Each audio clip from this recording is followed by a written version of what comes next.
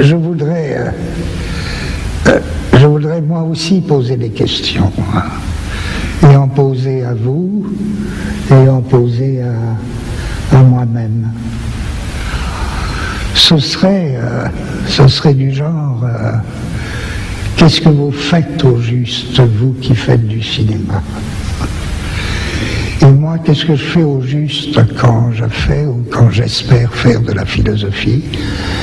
Et est-ce qu'on a quelque chose à se dire en fonction de cela? Alors bien sûr, ça va mal chez vous, mais ça va très mal aussi chez moi. Et c'est pas seulement ça qu'on aurait à se dire. Ou bien, je pourrais poser la question autrement. Qu'est-ce que c'est avoir une idée au cinéma? Si l'on fait du cinéma ou si l'on veut faire du cinéma, qu'est-ce que c'est avoir une idée? Lorsqu'on dit, tiens, j'ai une idée. Parce que d'une part, tout le monde sait bien qu'avoir une idée, c'est un événement rare. Ça arrive rarement. Avoir une idée, c'est une espèce de fête. C'est pas courant. Et d'autre part, avoir une idée, c'est pas quelque chose de général. On n'a pas une idée en général. Une idée, elle est déjà vouée. Tout comme celui qui a l'idée est déjà voué à tel ou tel domaine. Je veux dire que une idée, c'est tantôt une idée en peinture, tantôt une idée en roman, tantôt une idée en philosophie, tantôt une idée en sciences. Et c'est évidemment pas le même qui peut avoir tout ça.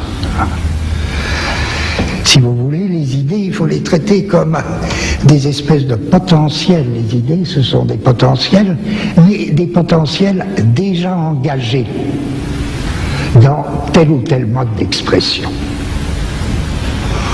Et inséparables du mode d'expression, si bien que je ne peux pas dire j'ai une idée en général. En fonction des techniques que je connais, je peux avoir une idée dans tel domaine, une idée en cinéma, ou bien un autre, une idée en philosophie. Qu'est-ce qu'avoir une idée en quelque chose? Donc, je repars du fait, je fais de la philosophie, vous faites du cinéma.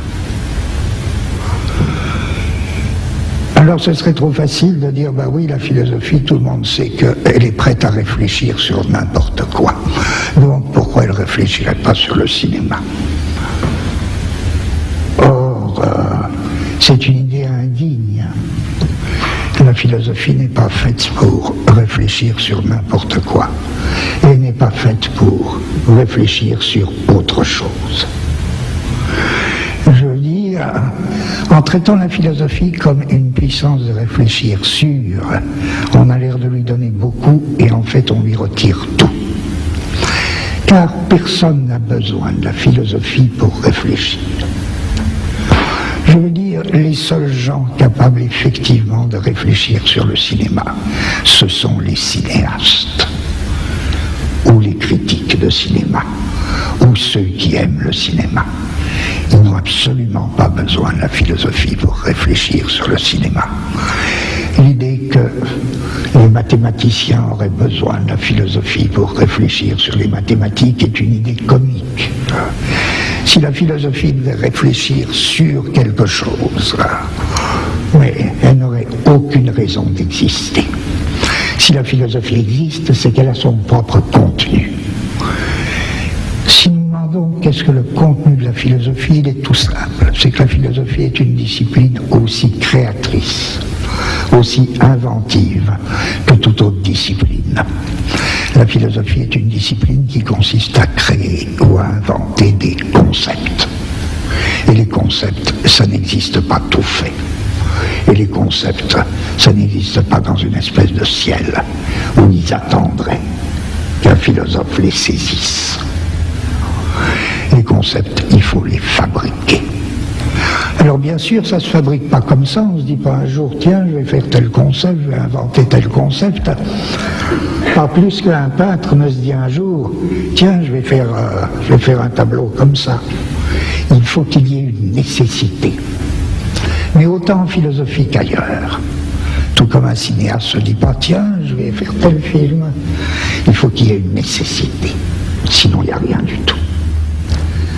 Reste que cette nécessité, qui est une chose très complexe, si elle existe, elle fait qu'un philosophe, je sais au moins de quoi il s'occupe, il ne s'occupe pas de réfléchir, même sur le cinéma.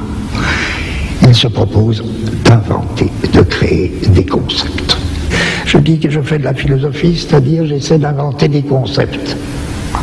J'essaie pas de réfléchir sur autre chose. Si je dis, vous qui faites du cinéma, qu'est-ce que vous faites?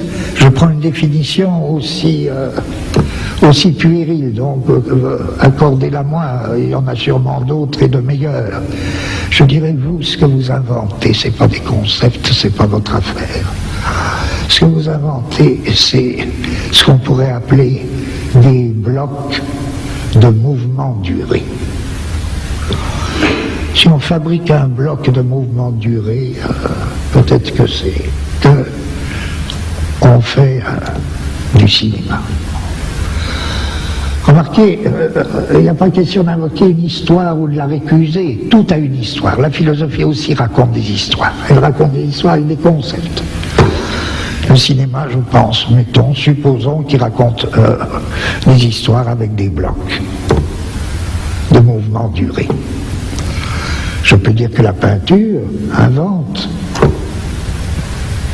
Elle, c'est un tout autre type de bloc. C'est ni des blocs de concept, ni des blocs de mouvement duré, mais supposons que ce soit des blocs de lignes couleurs. La musique invente un autre type de bloc très très particulier. Bon. Mais je dis dans tout ça, la science, elle est non moins, vous savez, la science, elle est non moins créatrice. Hein. Je vois pas tellement d'opposition entre les sciences, les arts, tout ça. Si je demande à un savant qu'est-ce qu'il fait, lui aussi il invente. Il ne découvre pas, un savant, du moins la découverte ça existe, mais ça fait partie, mais c'est pas par là qu'on définit une activité scientifique en tant que telle. Un savant, il invente et il crée autant qu'un artiste.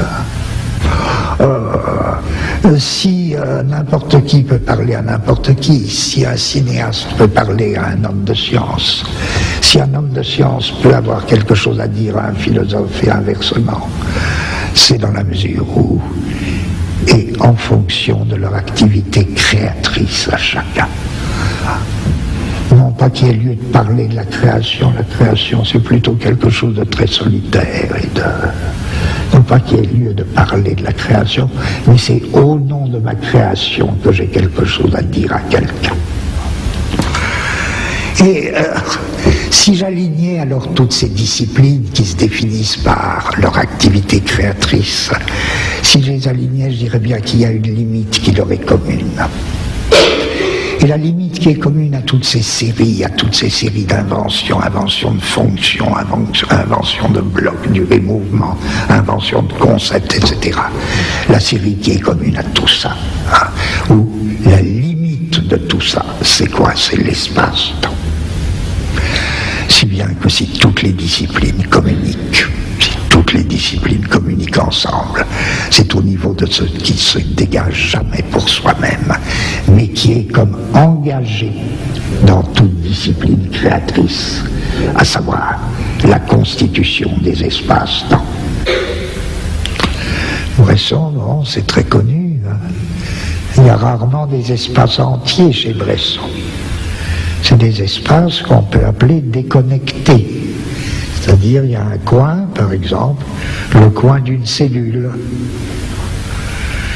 Et puis, on verra un autre coin, ou bien un endroit de la porte, etc. Tout se passe comme si l'espace bressonien, à certains égards, se présentait comme une série de petits morceaux dont la connexion n'est pas prédéterminée. série de petits morceaux dont dès lors la connexion n'est pas prédéterminée. Il y a de très grands cinéastes qui emploient au contraire des espaces d'ensemble. Je ne dis pas que ce soit plus facile de manier un espace d'ensemble.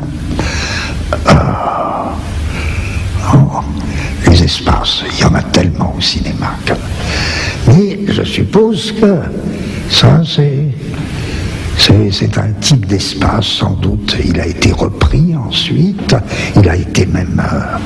il a servi d'une manière très créatrice à d'autres qui l'ont renouvelé par rapport à Bresson. Mais je suppose que Bresson a été un des premiers à faire de l'espace avec des petits morceaux déconnectés, c'est-à-dire des petits morceaux dont la connexion n'est pas prédéterminée. Quand je disais de toute manière à la limite de toutes les tentatives de création, il y a des espaces-temps, il n'y a que ça. Enfin oui, c'est là que les blocs de durée-mouvement de Bresson vont tendre vers ce type d'espace, entre autres. La réponse, elle est donnée. Ces petits morceaux d'espace visuel dont la connexion n'est pas donnée d'avance, par quoi voulez-vous qu'ils soient connectés sinon par la main? Et c'est pas de la théorie, ça, c'est pas de la philosophie, c'est pas, ça se déduit pas comme ça, mais je dis le type d'espace de Bresson et la valorisation cinématographique de la main dans l'image sont évidemment liés. Je veux dire le raccordement des petits bouts d'espace bressonien, du fait même que ce sont des bouts, des morceaux déconnectés d'espace, ne peut être qu'un raccordement manuel. D'où l'exhaustion de la main dans tout le cinéma de Bresson. C'est bien, on pourrait continuer longtemps parce que par là, le bloc d'étendu mouvement de Bresson recevrait donc comme caractère propre à ce créateur le caractère de cet espace, un caractère très particulier, le rôle de la main qui en sort tout droit. Il n'y a plus que la main qui puisse effectivement opérer des connexions d'une partie à l'autre de l'espace. Et Bresson est sans doute le plus grand cinéaste à avoir introduit dans le cinéma les valeurs tactiles, pas simplement parce qu'il sait prendre en image admirablement les mains, mais s'il sait prendre admirablement les mains en image, c'est parce qu'il a besoin des mains. Un créateur, c'est pas un être qui travaille pour le plaisir. Un créateur ne fait que ce dont il a absolument besoin. Avoir une idée en cinéma,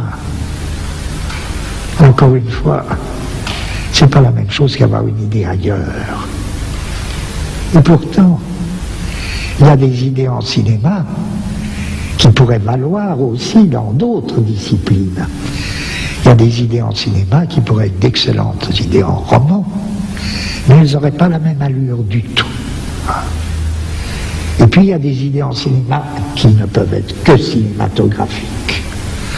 Ça n'empêche pas, même quand il s'agit d'idées en cinéma, qui pourraient avoir une valeur en roman, elles sont déjà engagées dans un processus cinématographique qui fait qu'elles sont vouées d'avance. Et ce que je dis compte beaucoup parce que c'est une manière de poser une question qui m'intéresse. Qu'est-ce qui fait qu'un cinéaste a vraiment envie d'adapter, par exemple, un roman? S'il a envie d'adapter un roman, il me semble évident que c'est parce que il a des idées en cinéma qui résonnent avec ce que le roman présente comme des idées en roman. Et que là, parfois se font souvent de très grandes rencontres. C'est très différent, je ne pose pas le problème du cinéaste qui adapte un roman notoirement médiocre. Il peut avoir besoin du roman médiocre Il en a besoin, ça n'exclut pas que le film soit génial. Je pose donc une question un peu différente, ce serait une question intéressante de traiter cela, mais moi je pose une question un peu différente, c'est lorsque le roman est un grand roman, et que se révèle cette espèce d'affinité, où quelqu'un a en cinéma une idée qui correspond à ce qui était l'idée en roman. Un des plus beaux cas, c'est le cas de Kurosawa. Pourquoi est-ce que Kurosawa se trouve dans une espèce de familiarité avec Shakespeare et avec Dostoïevski? Pourquoi faut-il un japonais pour être aussi en familiarité avec Shakespeare et Dostoïevski? Je vais vous dire, parce que il me semble, moi, c'est une réponse parmi mille autres possibles. Et elle touche aussi un peu la philosophie, je crois. Que chez les personnages de Dostoïevski, ça peut être un petit détail. Dans les personnages de Dostoïevski, il se passe une chose assez curieuse, très souvent. Généralement, ils sont très agités. Hein. Un personnage s'en va, descend dans la rue, tout ça, comme ça, et dit une telle, la femme que j'aime, Tania m'appelle au secours, j'y vais, je cours. Je cours, oui, Tania va mourir si je n'y vais pas. Et il descend son escalier, il rencontre un ami, ou bien il voit un chien écrasé. Et il oublie complètement. Il oublie complètement que Tania l'attend en train de mourir. Il se met à parler comme ça, et il croise un autre camarade, il va prendre le thé chez le camarade, et puis tout d'un coup il dit Tania m'attend, il faut que j'y aille. Et qu'est-ce que ça veut dire? C'est voilà. Chez Dostoïevski, les personnages sont perpétuellement pris dans des urgences. Et en même temps qu'ils sont pris dans des urgences, qui sont des questions de vie ou de mort, ils savent qu'il y a une question encore plus urgente. Ils ne savent pas laquelle. Et c'est ça qui les arrête. Tout se passe comme si, dans la pire urgence, il y a le feu, il faut que je m'en aille. Je me disais, non, il y a quelque chose de plus urgent. Quelque chose de plus urgent, et je ne bougerai pas tant que je ne le saurai pas. C'est l'idiot. Ça, c'est l'idiot. C'est la formule de l'idiot. Ah, mais vous savez, non, il y a un problème plus profond. Quel problème? Je ne vois pas bien, mais laissez-moi, tout peut brûler. Non, il faut trouver ce problème plus urgent. Bon. C'est pas Dostoïevski que Kurosawa l'apprend. Tous les personnages de Kurosawa sont comme ça. Je dirais, voilà une belle rencontre. Si Kurosawa peut adapter Dostoïevski, c'est au moins parce qu'il peut dire j'ai une affaire commune avec lui. J'ai un problème commun. Ce problème-là. Les personnages de Kurosawa, ils sont exactement dans la même situation. Ils sont pris dans des situations impossibles. Ah oui. Ah mais attention. Il y a un problème plus urgent. Et il faut que je sache quel est ce problème. Peut-être que Vivre est un des films de Kurosawa qui va le plus loin dans ce sens, mais tous les films de Kurosawa vont dans ce sens. Les 7 samouraïs, ça me frappe beaucoup, hein, parce que tout l'espace de Kurosawa en dépend. C'est forcé que ce soit une espèce d'espace ovale, et qui est battu par la pluie, là, enfin peu importe. Et qui est battu par la pluie, là, enfin peu importe, ça nous prendrait trop de temps, que là aussi on tomberait sur la limite de tout, qui est aussi un espace-temps. Mais dans les 7 samouraïs, ils sont pris dans une situation d'urgence, ils ont accepté de défendre le village. Et d'un bout à l'autre, ils sont travaillés par une question plus profonde. Il y a une question plus profonde à travers tout ça. Et elle sera dite à la fin par le chef des samouraïs quand ils s'en vont. Qu'est-ce qu'un samouraï? Qu'est-ce qu'un samouraï, non pas en général, mais qu'est-ce qu'un samouraï à cette époque-là? À savoir, quelqu'un qui n'est plus bon à rien. Les seigneurs n'en ont plus besoin. Et les paysans vont bientôt savoir se défendre tout seuls. Et pendant tout le film, malgré l'urgence de la situation, les samouraïs sont hantés par cette question, qui est digne de l'idiot, qui est une question d'idiot. Nous autres samouraïs, qu'est-ce que nous sommes? Voilà. Je dirais, une idée en cinéma, c'est de ce type. Vous me direz non, puisque c'était aussi une idée en roman. Et une idée en cinéma, c'est de ce type, une fois qu'elle est déjà engagée dans un processus cinématographique. Vous pouvez dire, là, j'ai une idée. Même si vous l'empruntez à Dostoïevski. Je dirais de même, je cite très vite. Je crois qu'une idée, c'est très simple. Encore une fois, c'est pas un concept, c'est pas de la philosophie. Un concept, c'est autre chose. De toute idée, on peut peut-être tirer un concept. Mais je pense à Minelli. Minelli, là, il me semble une idée extraordinaire sur le rêve.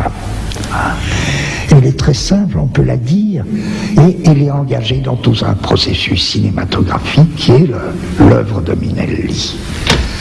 Et la grande idée de Minelli sur le rêve, il me semble, c'est que le rêve concerne avant tout ceux qui ne rêvent pas. Le rêve de ceux qui rêvent concerne ceux qui ne rêvent pas.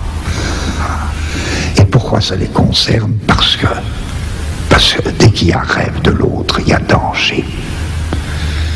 À savoir que le rêve des gens est toujours un rêve dévorant qui risque de nous engloutir. Et que les autres rêves, c'est très dangereux. Et que le rêve est une terrible volonté de puissance. Et que chacun de nous est plus ou moins victime du rêve des autres. Même quand c'est la plus gracieuse jeune fille, c'est une terrible dévorante, pas par son âme, mais par ses rêves. Méfiez-vous du rêve de l'autre, parce que si vous êtes pris dans le rêve de l'autre, vous êtes foutu. Bon, ne soyez jamais pris dans le rêve de l'autre. Alors, vous comprenez, quand on a une idée comme ça, la question est vraiment pas de savoir si elle est vraie ou si elle est fausse. La question est de savoir si elle est importante, intéressante et si elle est belle. Et c'est la même chose en science, c'est la même chose en philosophie, vous savez.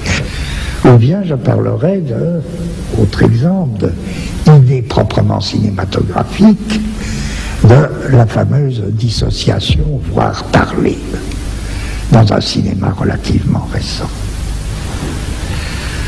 Que ce soit, alors là aussi je prends les cas les plus connus, que ce soit Cyberberg, que ce soit les Straub, que ce soit Marguerite Duras. Qu'est-ce qu'il y a de commun?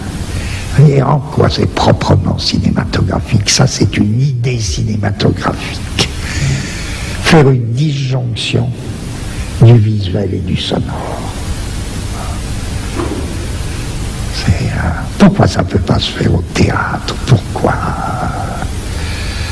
ça peut se faire, mais ce sera de l'appli. Alors là, si ça se fait au théâtre, sauf exception, à moins que le théâtre trouve des moyens de le faire, on pourra dire que le théâtre là applique du cinéma.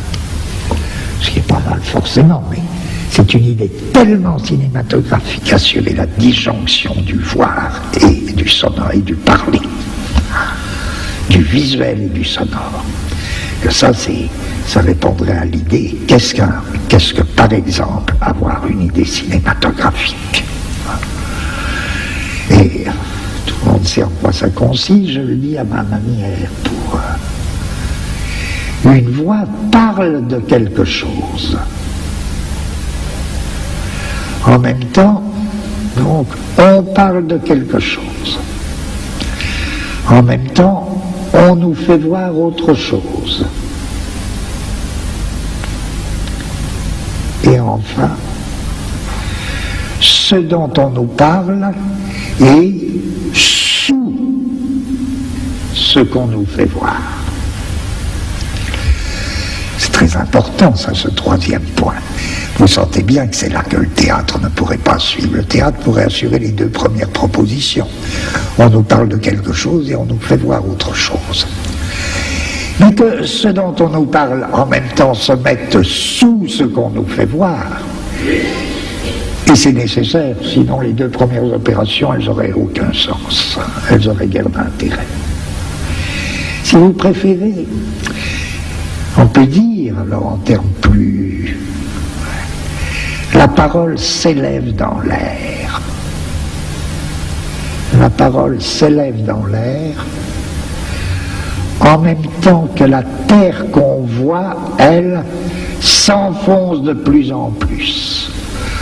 Ou plutôt en même temps que ce dont cette parole qui s'élève dans l'air nous parlait, cela dont elle nous parlait s'enfonce sous la terre. Qu'est-ce que c'est que ça? S'il n'y a que le cinéma qui puisse faire ça, je ne dis pas qu'il doit le faire, hein, qu'il l'ait fait, mettons, 2 ou 3 fois. Je peux dire simplement, c'était de grands cinéastes qui ont eu cette idée. Il ne s'agit pas de dire c'est ça qu'il faut faire, il faut bien faire. Hein. Il faut avoir des idées, quelles qu'elles soient. Ça, c'est une idée cinématographique. Je dis c'est prodigieux parce que ça assure, au niveau du cinéma, une véritable transformation des éléments. Un cycle des grands éléments qui fait que du coup, le cinéma fait un grand écho avec, je ne sais pas, avec une physique qualitative des éléments. Ça fait une espèce de transformation. L'air, la terre et l'eau, le feu, parce qu'il faudrait ajouter on n'a pas le temps évidemment, on découvrirait le rôle des 2 autres éléments, une grande circulation des éléments dans le cinéma. Une grande circulation des éléments dans le cinéma. Dans tout ce que je dis, en plus, ça ne supprime pas une histoire. Hein. L'histoire, elle est toujours là, mais ce qui nous intéresse, c'est pourquoi l'histoire est-elle tellement intéressante, sinon parce qu'il y a tout ça derrière et avec. Or, c'est tout à fait ce cycle tel que je viens de le définir si rapidement. La voix s'élève, en même temps que ce dont parle la voix s'enfouit sous la terre. Vous avez reconnu la plupart des films de Straub. Et c'est le grand cycle des éléments chez les Straub. Mais c'est très important ce circuit qui a une sorte de beauté où en effet il y a perpétuellement disjonction de ce qu'on voit, puisque ce qu'on voit c'est uniquement la terre déserte. Mais cette terre déserte, elle est comme lourde de ce qu'il y a en dessous, et vous me direz, mais ce qu'il y a en dessous, qu'est-ce qu'on en sait? C'est justement ce dont la voix nous parle. Et c'est comme si la terre, là, se gondolait de ce que la voix nous dit, et qui vient prendre place sous la terre, à son heure et en son lieu. Et si la terre et si la voix nous parlent de cadavres, c'est toute la lignée des cadavres qui vient prendre place sous la terre.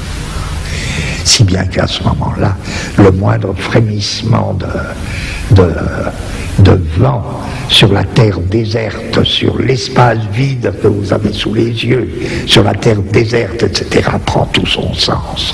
Le moindre creux dans cette terre, etc. Mais, etc. Mais, je me dis, voyez bien, avoir une idée, c'est pas de l'ordre de la communication, en tout cas. Et c'est à ça que je voudrais en venir, parce que ça fait partie des questions qui m'ont été très gentiment posées. Je veux dire à quel point tout ce dont on parle est irréductible à toute communication. Et c'est pas grave, ça veut dire quoi? Ça veut dire, il me semble que, en un premier sens, on pourrait dire que la communication, c'est la transmission et la propagation d'une information. Or, une information, c'est quoi? C'est pas très compliqué, tout le monde le sait. Une information, c'est un ensemble de mots d'ordre. Quand on vous informe, on vous dit ce que vous êtes censé devoir croire. L'autre terme, informer, c'est faire circuler un mot d'ordre. Les déclarations de police sont dites à juste titre des communiqués. On nous communique de l'information, c'est-à-dire on nous dit ce que nous sommes censés être en état ou devoir croire, ce que nous sommes tenus de croire. Ou même pas de croire, mais de faire comme si l'on croyait. Puisqu'on ne nous demande pas de croire, on nous demande de nous comporter comme si nous le croyions. C'est ça l'information, la communication, et indépendamment de ces mots d'ordre et de la transmission de ces mots d'ordre, il n'y a pas de communication, il n'y a pas d'information. Ce qui revient à dire que l'information, c'est exactement le système du contrôle. Et c'est vrai, enfin je dis des platitudes, c'est évident. C'est évident, sauf que ça nous concerne particulièrement aujourd'hui. Ça nous concerne aujourd'hui parce que c'est vrai que nous entrons dans une société qu'on peut appeler une société de contrôle. Vous savez, un penseur comme Michel Foucault avait analysé deux types de sociétés assez rapprochés de nous. Les unes qu'il appelait des sociétés de souveraineté, et puis les autres qu'il appelait des sociétés disciplinaires. Et ce qu'il appelait les sociétés disciplinaires, qu'il faisait partir nettement, parce qu'il y a toutes les transitions que vous voulez, avec Napoléon, qui était le passage typique d'une société de souveraineté à une société disciplinaire. La société disciplinaire, elle se définissait, c'est célèbre, les analyses de Foucault sont restées à juste titre célèbres, elle se définissait par la constitution de milieux d'enfermement. Prison, école, atelier, hôpital. Et les sociétés disciplinaires avaient besoin de ça. Ça a un peu engendré des ambiguïtés chez certains lecteurs de Foucault parce qu'on a cru que c'était la dernière pensée de Foucault. Évidemment non. Foucault n'a jamais cru, et même il a dit très clairement que ces sociétés disciplinaires, elles n'étaient pas éternelles. Et bien plus, il pensait évidemment que nous entrions, nous, dans un type de société nouveau.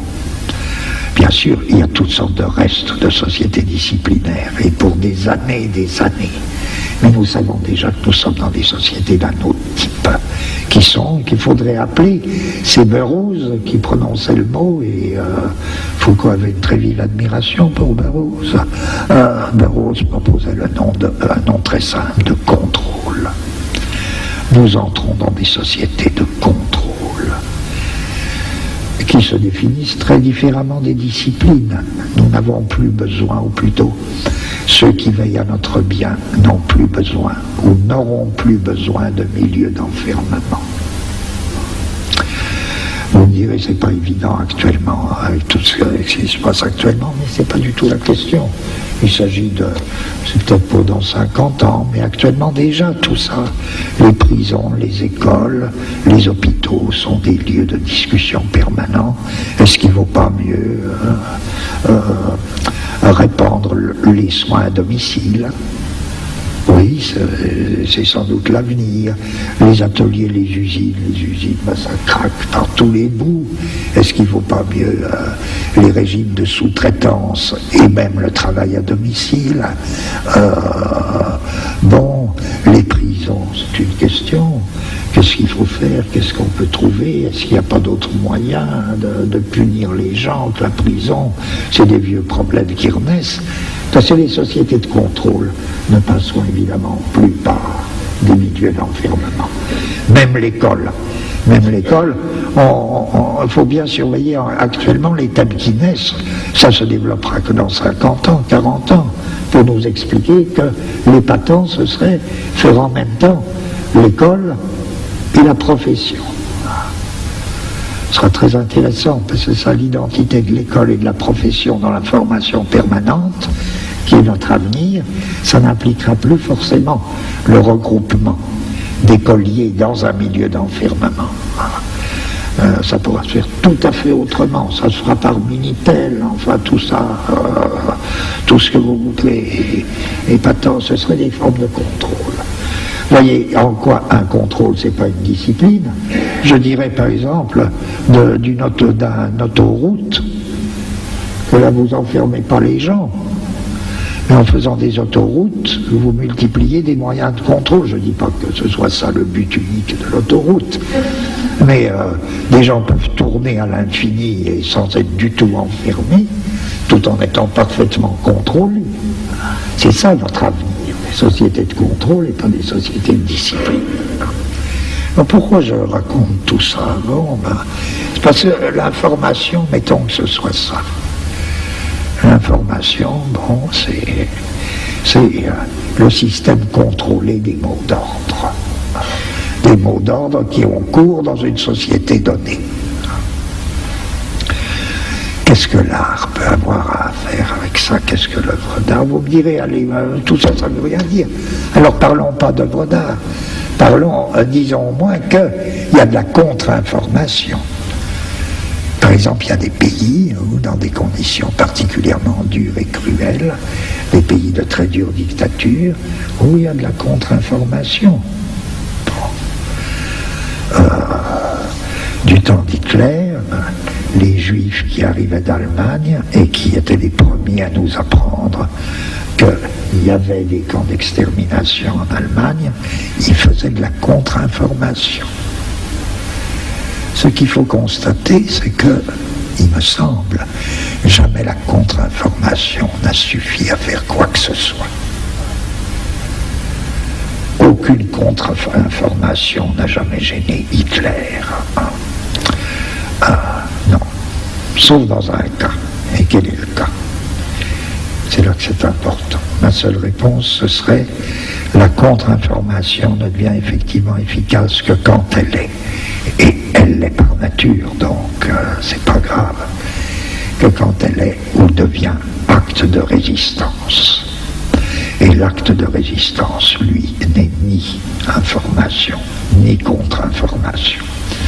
La contre-information n'est effective que quand elle devient un acte de résistance. Quel est le rapport de l'œuvre d'art avec la communication? Aucun. Aucun. L'œuvre d'art n'est pas un instrument de communication. L'œuvre d'art n'a rien à faire avec la communication. L'œuvre d'art ne contient strictement pas la moindre information. En revanche, il y a une affinité fondamentale entre l'œuvre d'art et l'acte de résistance. Alors là, oui, il y a quelque chose à faire avec l'information et la communication, oui, à titre d'acte de résistance. Quel est ce rapport mystérieux entre une œuvre d'art et un acte de résistance, alors que les hommes qui résistent n'ont ni le temps, ni parfois la culture nécessaire pour avoir le moindre rapport avec l'art? Je ne sais pas. Malraux développe un beau concept philosophique. Malraux dit une chose très simple sur l'art, il dit c'est la seule chose qui résiste à la mort. Je dis, revenons à mon truc tout à l'heure, au début, sur qu'est-ce que c'est, qu'est-ce qu'on fait au début, sur Qu'est-ce que c'est? Qu'est-ce qu'on fait? Quand on fait de la philosophie, on invente des concepts. Là, je trouve que là, c'est la base d'un assez beau concept philosophique. Réfléchissez, oui, qu'est-ce qui résiste à la mort? Ben oui, sans doute. Il suffit de voir une statuette de 3000 ans avant notre ère pour trouver que la réponse de Malraux est plutôt une bonne réponse.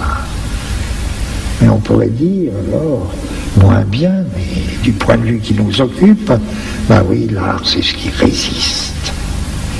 C'est ce qui résiste. Et c'est peut-être, non pas la seule chose qui résiste, mais c'est ce qui résiste. D'où le rapport si étroit entre l'acte de résistance et l'art, et l'œuvre d'art. Tout acte de résistance n'est pas une œuvre d'art, bien que d'une certaine manière elle en soit.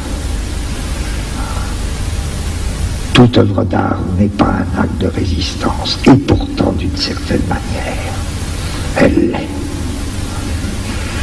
Quelle manière mystérieuse, là il nous faudrait peut-être, je ne sais pas, il nous faudrait une autre réflexion, une longue réflexion pour... Ce que je veux dire, c'est, si vous me permettez de revenir à qu'est-ce qu'avoir une idée en cinéma ou qu'est-ce qu'avoir une idée cinématographique.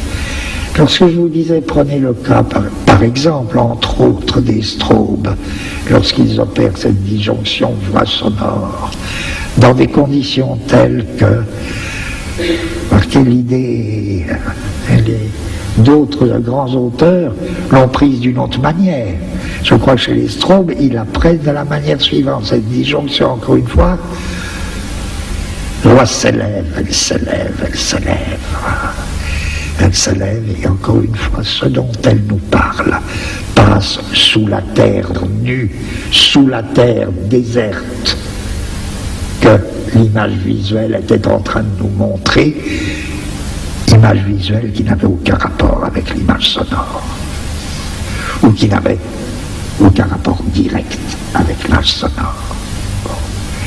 Or, quel est cet acte de parole qui s'élève dans l'air pendant que son objet passe sous la terre? Résistance. Acte de résistance. Et dans toute l'œuvre des strobes, l'acte de parole est un acte de résistance. De Moïse au dernier Kafka,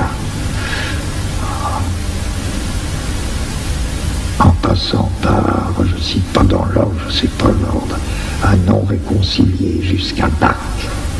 Rappelez-vous, l'acte de parole de Bach, c'est quoi? C'est sa musique. C'est sa musique qui est acte de résistance.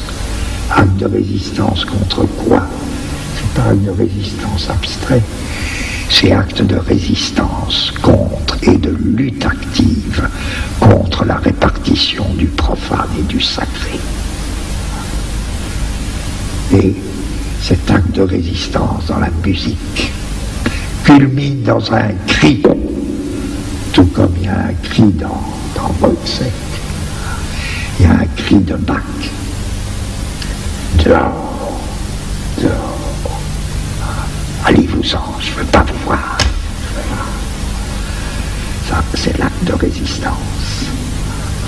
Or, quand les strobes le mettent en valeur, ce cri, là, le cri de Bach, ou quand ils mettent en valeur le cri de la vieille schizophrénique, la vieille schizophrène, je crois, dans Non réconcilié, etc. Tout ça, doit rendre compte de... Bon. En ce sens, l'acte de résistance, il me semble, a deux faces. Il est humain et c'est aussi l'acte de l'art.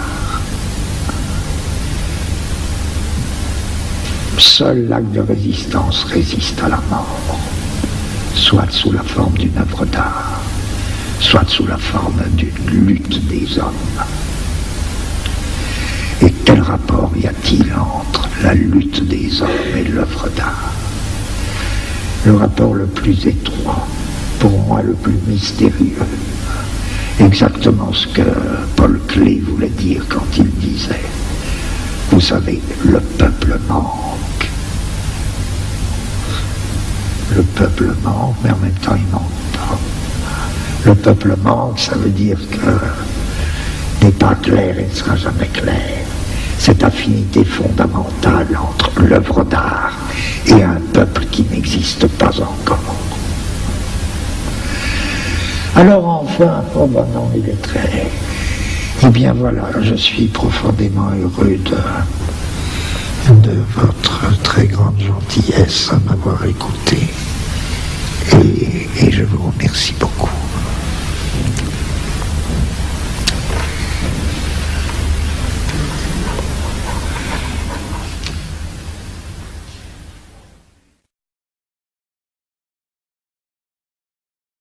Général. On n'a pas une idée en général.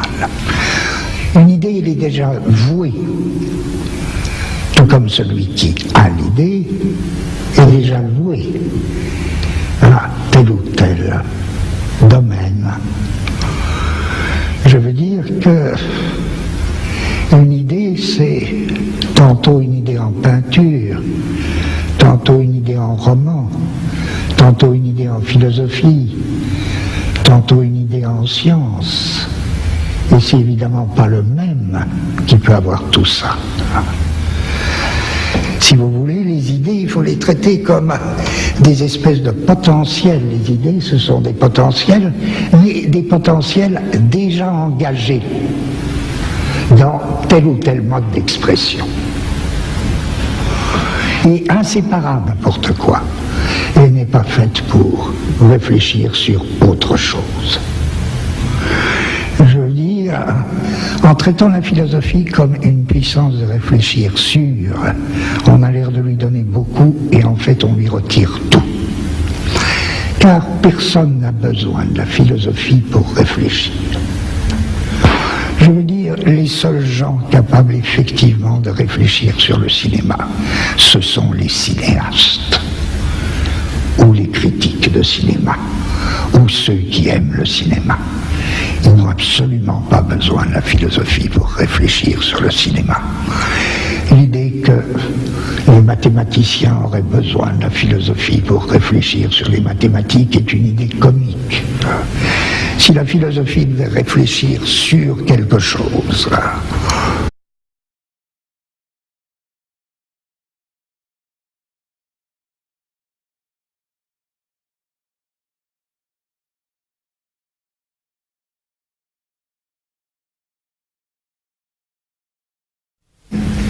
je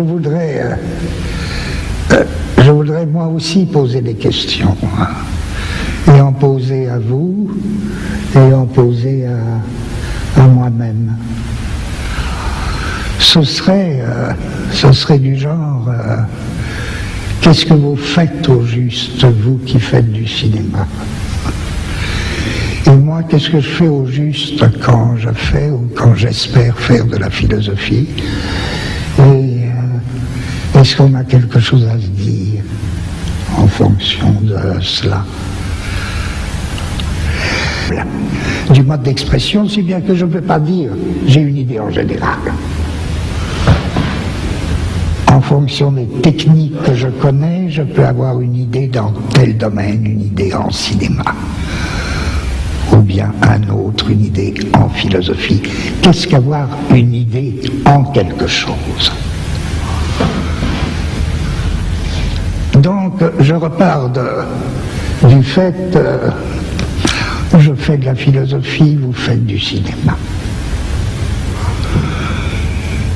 Alors, ce serait trop facile de dire, bah oui, la philosophie, tout le monde sait qu'elle est prête à réfléchir sur n'importe quoi. Donc, pourquoi elle ne réfléchirait pas sur le cinéma? Or, c'est une idée indigne. La philosophie n'est pas faite pour réfléchir sur... Alors bien sûr, ça va mal chez vous, mais ça va très mal aussi chez moi. Et c'est pas seulement ça qu'on aurait à se dire. Ou bien, je pourrais poser la question autrement. Qu'est-ce que c'est avoir une idée au cinéma? Si l'on fait du cinéma ou si l'on veut faire du cinéma, qu'est-ce que c'est avoir une idée? Lorsqu'on dit « tiens, j'ai une idée », parce que d'une part, tout le monde sait bien qu'avoir une idée, c'est un événement rare. Ça arrive rarement. Avoir une idée, c'est une espèce de fête. C'est pas courant. Et d'autre part, avoir une idée, c'est pas quelque chose